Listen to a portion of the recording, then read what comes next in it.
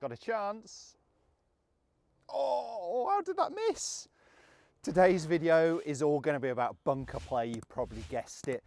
And I'm going to simplify things. The most important part about your bunker shot is allowing that club to catch up and pass your hands. Because when we use the loft and we use the bounce of the golf club, bad bunker players are digging too much. They're creating too much shaft lean. What does that look like? Well, we go in with less loft. We go in with our handle forwards, we go in with no bounce. And that means we get the front edge of the golf club digging. So unless we hit it very hard, it's hard to get any energy. I hit that with quite a lot of speed. Obviously the follow through is restricted. Why? Because we're taking so much sand, but I've only got the ball 2-3 yards in front of me. A lot of golfers end up leaving it in the sand. So the fix here, and the beauty of this, is if we get this right, we end up with a much larger margin of error. So our strike point isn't as important. I can hit a pretty good bunker shot. I'm aiming for 2 inches before the golf ball, but I can get away with anywhere between 1 and 5. So I've got a much larger margin of error. So I want you as a drill to draw me some lines in the sand. The first one is going to be right angles to my target line. In fact, the first one might be your target line. Doesn't matter too much. So I've got target line here. I'm going for that middle flag where I nearly hold out. And then I've got right angles to that, which is representing my ball position and obviously where the golf ball is. Now, what I want to try and get is by the time I get to that line, I want the club caught up with my hands. I do not want my hands ahead of the golf club. So I'm trying to get the sensation here of a little bit more throw. That I'm allowing this to start to happen with my trail wrist. So I'm almost feeling like I'm allowing that motion, the palm starting to point more up to the sky, because that allows that club to point more up to the sky. Now at setup, what we can do to help is make sure we don't start with our hands too far forward. Start with our hands more level with the golf club. But I'm definitely trying to get the sense of throwing that club, allowing that club to catch up and pass your hands. And a great drill you can always do, an old one, a simple one, is just put a bit of sand on the face. Open that face up. A lot of golfers don't have it open enough. Make some little quarter, well not even quarter, some little sort of knee height to knee height swings, and just try and keep the sand on the face by allowing that club to pass my hands. If I shove my hands forwards that way, I'm throwing the sand off the club face. So I'm trying to keep it on there. I'm trying to allow it to catch and pass my hands. Let me just hit one more.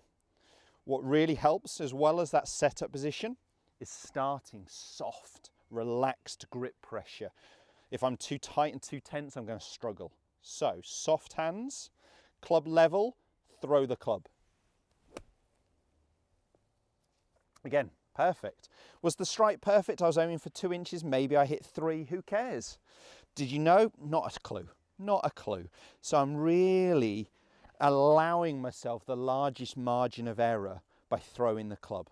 Now this video is all about this, but if you find that you're throwing the club successfully but your strike point is too far back in the sand, the only other thing I want you to think about is getting more onto your lead side. And I will put some links in this video to other videos talking about where your pressure, your weight should be when you're hitting a bunker shot. But the other fault we see with amateur golfers is backing up, too much weight on their back foot. So get that pressure forwards and throw the club into the sand. The more throw I have, the more speed I have, the more speed I have, the more spin I can create as well. So if I was going for a little bit more height, let's see if I can get a bit fancy. I'm going to open the face a little bit more. I'm going to throw the club with a bit more speed.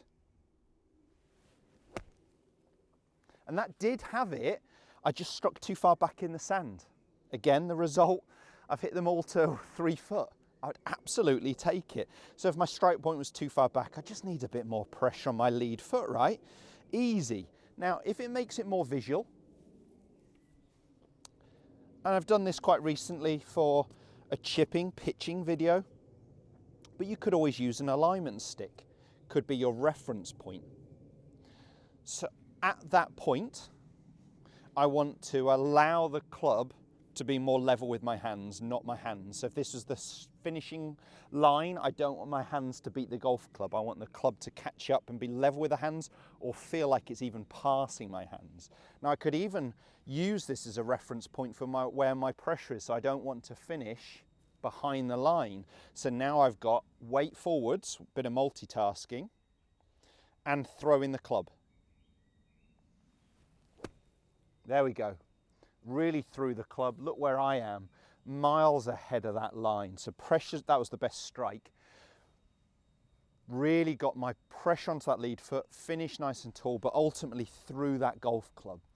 The more we can throw that club, catch up with our hands, the better our bunker play is going to be, and the larger margin of error we will have. If that video has helped, smash the like button, and don't forget to subscribe. I'll put my teeth in. Subscribe to the channel for more content just like this.